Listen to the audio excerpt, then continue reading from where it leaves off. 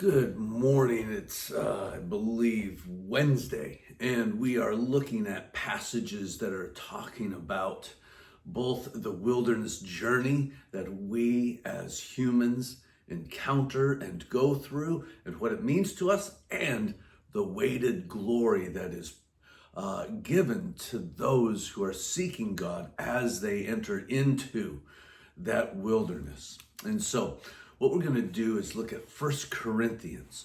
Now, the whole passage of what I was wanting people to read and listen to and contemplate is in Second Corinthians chapter 4, verses 7 through 18. I'm just going to read verses 16 through 18, but I really encourage you to go back, read the whole passage there, verses 7 through 18, because it's got a lot of ideas in there that help us. But let me just read a little bit of what Paul has for us here. He says, starting in verse 16 in 2 Corinthians chapter 4, "So we do not lose heart. Though our outer self is wasting away, our inner self is being renewed day by day. For this light momentary affliction is preparing for us an eternal weight of glory beyond all comparison, as we look not to the things that are seen, but to the things that are unseen. For the things that are seen are transient, but the things that are unseen are eternal."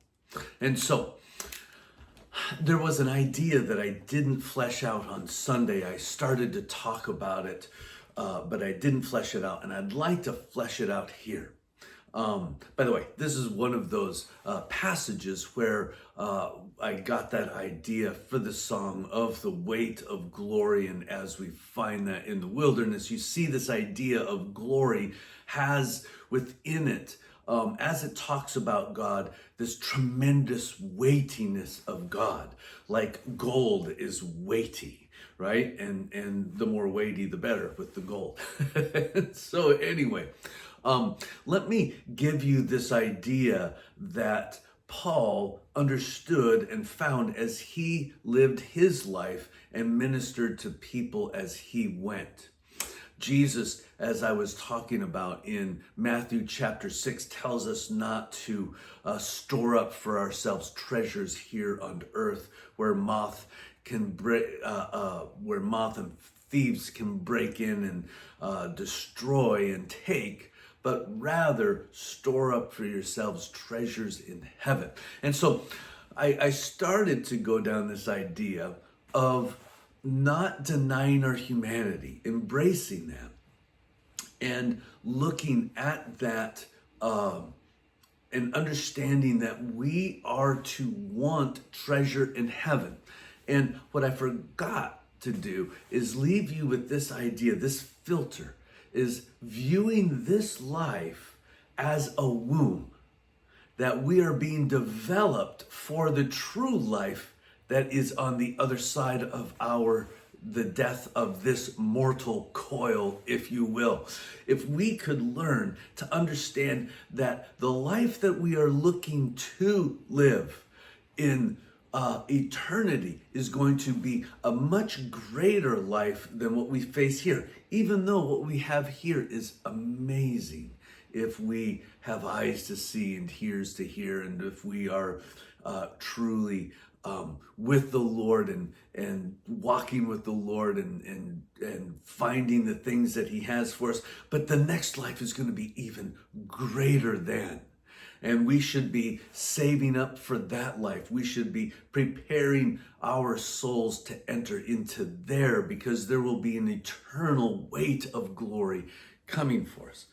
And I think that, I don't know what it's going to be, but I think that what we do here will have eternal consequences. I'm not talking about salvation. I just mean, how much will you enjoy your salvation and eternal life? And if you knew here and now that you would prepare yourself to enjoy heaven to a greater and greater extent, Oh, I think that if we adopted that filter and that we understood that we're being developed and we're not quite born yet, but one day as we shirk this flesh, that we will walk into that new existence. And that was directly impacted by how we developed our spiritual lives here. Well, we might live a little different. And I would suggest it would become that we would not hate the wilderness journeys so much, that we would actually even to an extent welcome them, knowing that they are for our good and that there will be an eternal weight of glory. Okay, go back, read that passage, and we'll see you tomorrow. Have a great day. God bless.